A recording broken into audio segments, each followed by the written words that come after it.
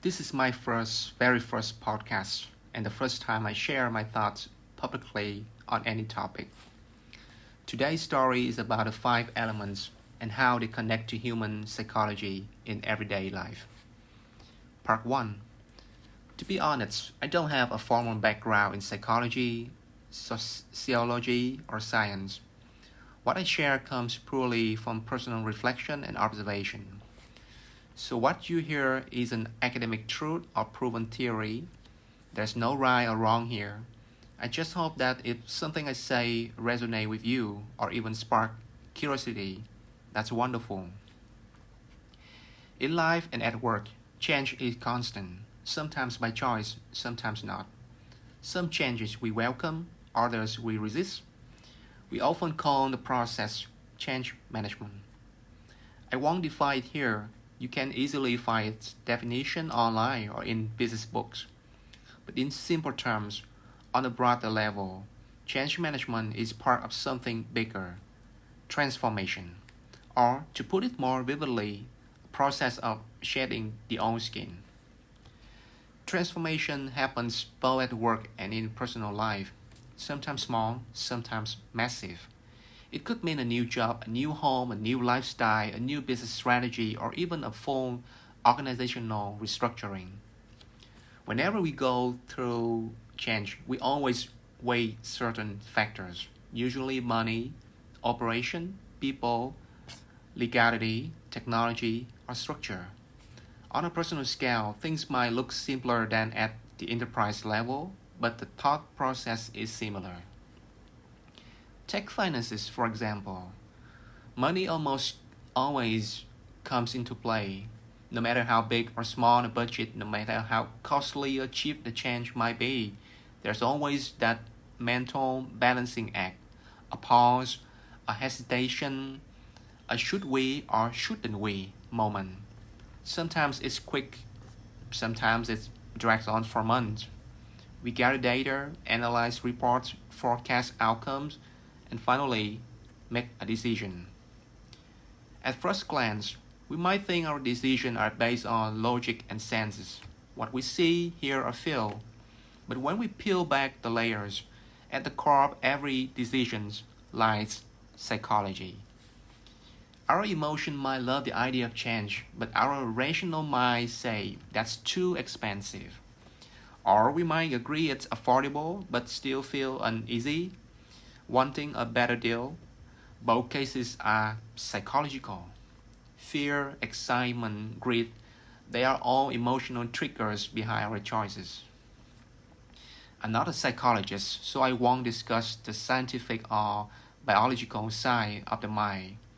Instead, I'll connect psychology with the energy principle of the five elements and add two more.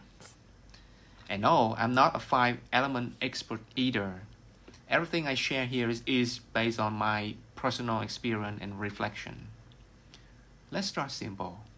Psychology lives in the mind, so any change inside or around us affect us. As most people know, the five elements are metal, water, wood, fire, and earth. Western astrology adds a sixth, the air.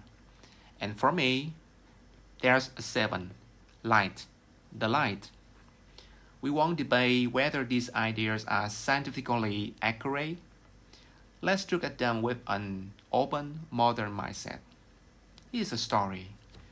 My chart Fey element is wood, wood dominant. The theory says wood and metal clash, so I shouldn't work with people of the metal element. But funny enough, my biggest career successes have come from partnership with metal dominant personalities. Even when I switched from a rubber strap watch to a metal one, life seems to get better to me. So maybe in reality, metal doesn't always clash with good wood. Think about it. A wooden ship still needs metal nails and bones to hold it together and sail far. Okay, so now back to psychology and energy within these elements, plus air and light. Metal represent intellect, water represent emotion, Wood represents mentality, fire represents spirit, earth represents physical body, air represents energy, our breath, our life force, and light represents the external environment. Following the classic cycle, metal creates water, water creates wood, wood generates fire, fire creates earth, earth creates metal. So we can interpret it like this. Intellect shapes emotion, emotion drives mentality, mentality fuels spirit, spirit influences the body, and the body in turn shapes intellect. So when you stretch this cycle into a straight line, mentality, the wood, sits right in the middle. In that cycle, air flows through everything, like the invisible current of energy, and the light surrounds all from the outside world. So if you want to influence someone's decision, you must first understand their psychology. And to do that, you start by shaping their intellect. Let's say someone faces too much data, too much information to process. Their intellect gets overwhelmed. Emotion gets tangled. The anxieties builds up. That emotion turns into worry, insecurity, and eventually fear, fear of failure, fear of loss, fear of being judged. Over time, this erodes the spirit, leading to restlessness, sleeplessness, and even physical decline.